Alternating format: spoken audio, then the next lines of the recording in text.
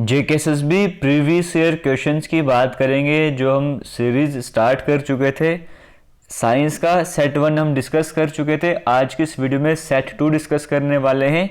एक बार फिर से वो 25 क्वेश्चन जो जेकेएसएसबी के रिसेंट एग्जाम हुए थे उनमें पूछे गए हैं वो आपसे डिस्कस करने वाले हैं। ये किसी भी एग्जाम की तैयारी कर रहे हो आपके काम आने वाले हैं। जेकेएसएसबी ने किसी और की एग्जाम की तैयारी करोगे तो भी आपकी अभी रिविजन होने वाली है। जितने भी पुराने वीडियोस हैं, चाहे GK with special reference to UT Jammu Kashmir की बात करो, जम्मू कश्मीर करंट अफेयर्स की बात करो, या जेकेएसएसबी में आए हुए क्वेश्चंस की बात करो, जेकेएसएसबी इंपॉर्टेंट क्वेश्चंस के नाम से जो प्लेलिस्ट बनाई गई है वहां पर सारी वीडियोस ऐड होते जाएंगे, कभी भी जाके रिवाइज कर सकते हो। आज का फर्स्ट क्वेश्चन आपके सामने स्क्रीन में चल रहा है। The most abundant element in the universe, सबसे ज्यादा पाया जाने वाला एलिमेंट कौन सा है यूनिवर्स में? हाइड्रोजन, ऑक्सीजन, कार्बन डाइऑक्साइड या फिर सिलिकॉन? तो कौन सा है वो? हाइड्रोजन है। Option number A correct answer हो जाएगा। आपसे अगर पूछ लेता the second most abundant element, first number पे तो हाइड्रोजन आ गया, दूसरे नंबर पे पाया जाने वाला सबसे बड़ा एलिमेंट कौन सा है यूनिवर्स में, आपसे वो पूछा जाएगा जो सबसे ज्यादा अमाउंट में पाया जाता है। तो आप बोल दोगे हीलियम, है ना। तो ये सीक्वेंस कैसे चलती है? जैसे सबसे पहले हाइड्रोजन आता है, फिर हीलियम आ जाएगा, फिर ऑक्सीजन आ जाएगा, फिर कार्बन आ जाएगा। तो पहले 3-4 के बारे में तो आपको पता होना ही चाहिए। आगे चलते हैं, सेकंड क्वेश्चन की बात करेंगे। The substance which increases the rate of chemical reaction, वो सब्सटेंस जो केमिकल रिएक्शन के रेट को बढ़ा देते हैं या कितनी तेजी से करवाना है रिएक्शन वगैरह, तो हम वहाँ पर क्या यूज़ करते हैं? कैटलिस्ट को यूज़ करते हैं। ऑप्शन नंबर बी ए यहाँ पर करेक्ट आंसर हो जाएगा। ये तो कैटलिस्ट की बेसिक डेफिनेशन सबसे पूछी गई थी। The average human body contains about dash gram of sodium chloride. Human body की बात करेंगे, एवरेज ह्यूमन बॉडी की बात करेंगे, उसमें कितना ग्राम सोडियम क्लोराइड पाया जाता है, आपसे वो पूछा जा रहा है। नमक इंटेक की बात करेंगे, और ये हमेशा रिप्लेस होता था। जैसे गर्मी में तो ज़्यादा पसीना आता है, स्वेटिंग वगैरह होती है, वो सोडियम क्लोराइड निकल जाता है, बार बार रिप्लेस करना पड़ता है। फिर क्वेश्चन अलग से हमें पूछा गया, एवरेज ह्यूमन बॉडी में कितना ग्राम सोडियम क्लोराइड होता है, आपसे वो पूछा जा रहा है। तो देखो 0.4% होता है बॉडी वेट का। एवरेज ह्यूमन बीइंग की बात करेंगे तो 60 से लेकर 70 केजी के अगर आप बीच का वेट लेके चलोगे, है ना, तो उसका 0.4% निकालोगे वो 240 से 280 के बीच में आ जाएगा। तो यहाँ पे 250 आपको देखने को मिल रहा है। तो ऑप्शन नंबर डी यहाँ पर करेक्ट आंसर हो जाएगा, क्योंकि जब एवरेज ह्यूमन बॉडी की बात करें तो 65-70 के आसपास का वेट लेते हैं, है ना, उसके हिसाब से देखा जाएगा। तो 240 से 280 के बीच में वैरी करेगा तो 250 यहाँ पे करेक्ट आंसर हो जाएगा। क्वेश्चन नंबर 4 की बात करेंगे। People living in high altitudes like mountains usually we have a, जो भी लोग ज़्यादा हाइट पे रहते हैं, ज़्यादा एल्टीट्यूड्स में रहते हैं, उनमें जनरली क्या होता है? आरबीसी कम होते हैं, आरबीसी ज़्यादा होते हैं, डब्ल्यूबीसी कम होते हैं, डब्ल्यूबीसी ज़्यादा होते हैं। देखो बड़ा चेंज देखने को मिलता है, जो लोग हाइट पे रहते हैं, ज़्यादा एल्टीट्यूड में रहते हैं, उनमें रेड ब्लड सेल्स ज़्यादा होते हैं, यानी कि आरबीसी की बात करेंगे वो ज़्यादा होते हैं। ऑप्शन नंबर बी यहाँ पे करेक्ट आंसर हो जाएगा। एटमॉस्फेरिक प्रेशर कम होते जाता है, हाइट पे जाते जाओगे, ऑक्सीजन का लेवल भी कम हो जाएगा। उस टाइम पर क्या होता है? किडनी को स्टिमुलेट कर जाता है और किडनी ईपीओ प्रोड्यूस करना स्टार्ट कर देती है। जब किडनी ईपीओ प्रोड्यूस करना स्टार्ट करती तो इंटर्न क्या करेगी? बोन मैरो को स्टिमुलेट करके वो आरबीसी और बनाए, तो आरबीसी और बनते जाएंगे। तो यानी कि होता क्या, हाई हाइट में जाकर तो आरबीसी बनना स्टार्ट हो जाते हैं। ऑप्शन नंबर बी यहाँ पे करेक्ट आंसर हो जाएगा। तो ये क्वेश्चन पे आपको समझ आ गया होगा। क्वेश्चन नंबर 5 की बात करेंगे। The inert gas which is substituted for nitrogen in the air used by deep sea drivers for breathing is, वो इनर्ट गैस जो कि नाइट्रोजन की जगह यूज करी जाती है, जो भी डीप सी में जाएगा उस ब्रीदिंग वगैरह करनी है ना, वहाँ पे नाइट्रोजन को रिप्लेस करके क्या यूज करा जाता है, आपसे वो पूछा जा रहा है। देखो नाइट्रोजन को रिप्लेस करके एर्गॉन, हीलियम, जिनॉन या फिर क्रिप्टॉन, इन चारों में से क्या यूज करा जाता है?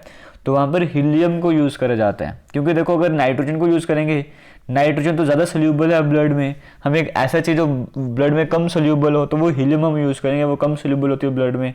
Option number B correct answer हो जाएगा। वरना जैसे पानी से बाहर आओगे, नाइट्रोजन इवेपोरेट करके तो हड्डियों में दर्द या शरीर में पेन होना स्टार्ट हो जाएगा। तो इसीलिए वहाँ पे वो चीज़ थी जो कम सोल्यूबल हो ब्लड वगैरह में, तो हम हीलियम को यूज़ करेंगे। ऑप्शन नंबर बी यहाँ पे करेक्ट आंसर हो जाएगा। द ग्रुप ऑफ मेटल्स, जैसे देखो आयरन हो गया, कोबाल्ट हो गया, निकल हो गया, क्या कहा जा सकता है? तो जो ऑप्शन के हिसाब से देखा जाए, देखो इनको 2 तरीके से नाम दिया जाता है।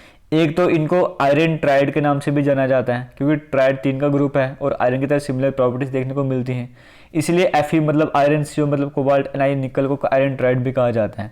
बट वो ऑप्शन में है ही नहीं, तो ऑप्शन के हिसाब से देखा जाए तो ट्रांजिशन मेटल्स बोलेंगे, ट्रांजिशन एलिमेंट्स की कैटेगरी में आते हैं। पीरियोडिक टेबल में देखोगे ग्रुप 3 से लेकर 12 के बीच में सारे ट्रांजिशन एलिमेंट्स आ जाएंगे, तो उसी में ये भी आ जाते हैं और पूरी सीक्वेंस में हैं। जैसे Fe मतलब आयरन की बात करेंगे, एटॉमिक नंबर 26, CO मतलब कोबाल्ट 27, Ni निकल मतलब 28, है ना।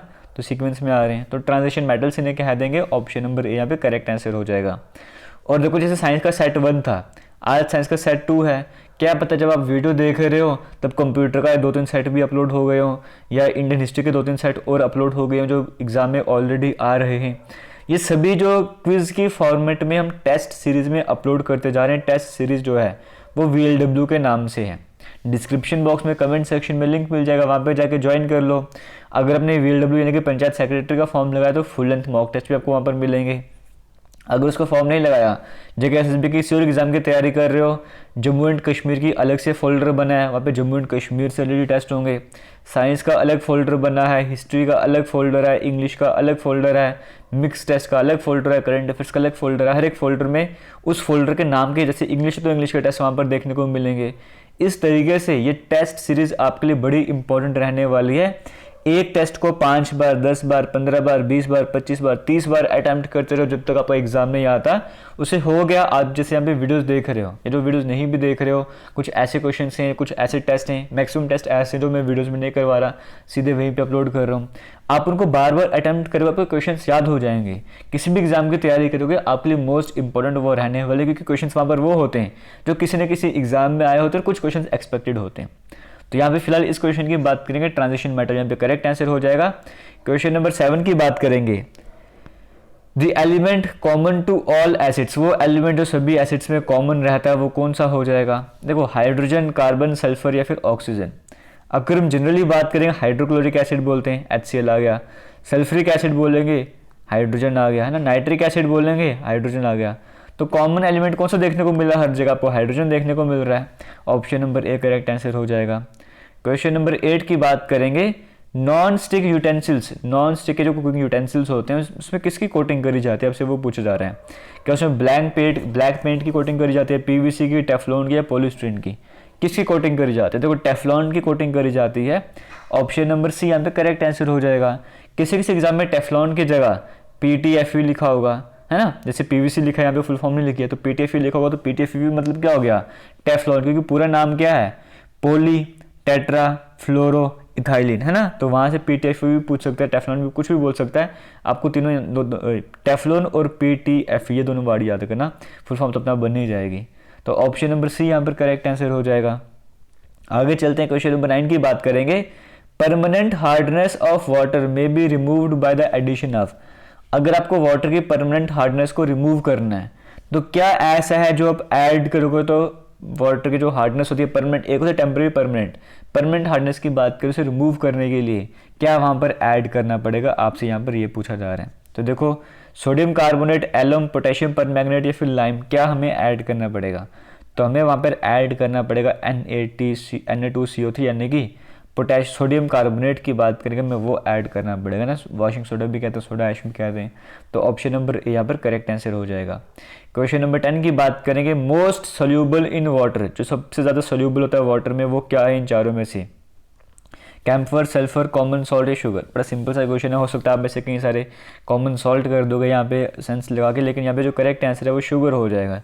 जो इन चारों में सबसे ज़्यादा सोल्यूबल पानी में वो शुगर ही है ना।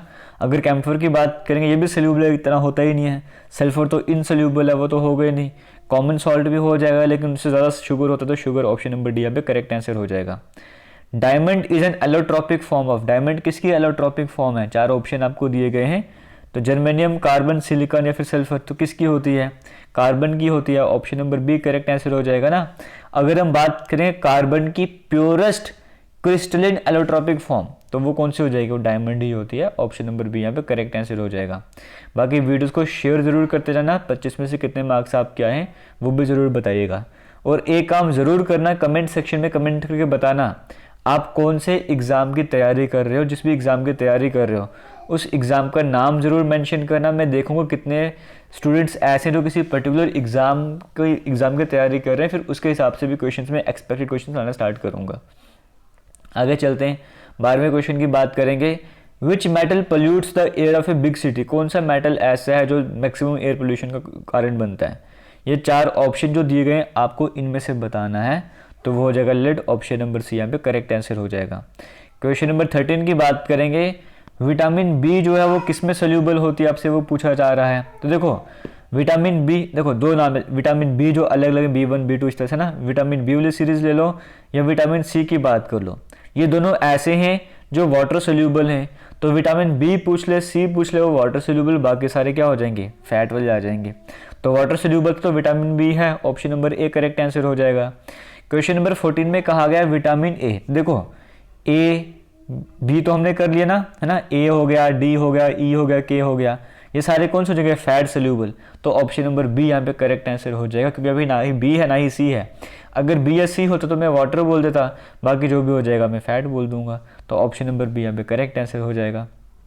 क्वेश्चन नंबर 15 की बात करेंगे, which of the following metals remain in liquid for under normal conditions. बड़ा आसान क्वेश्चन है, कौन सा मेटल ऐसा है जो लिक्विड रहता है नॉर्मल कंडीशंस में भी, तो वो मरकरी ही है। ऑप्शन नंबर डी यहाँ पर करेक्ट आंसर हो जाएगा।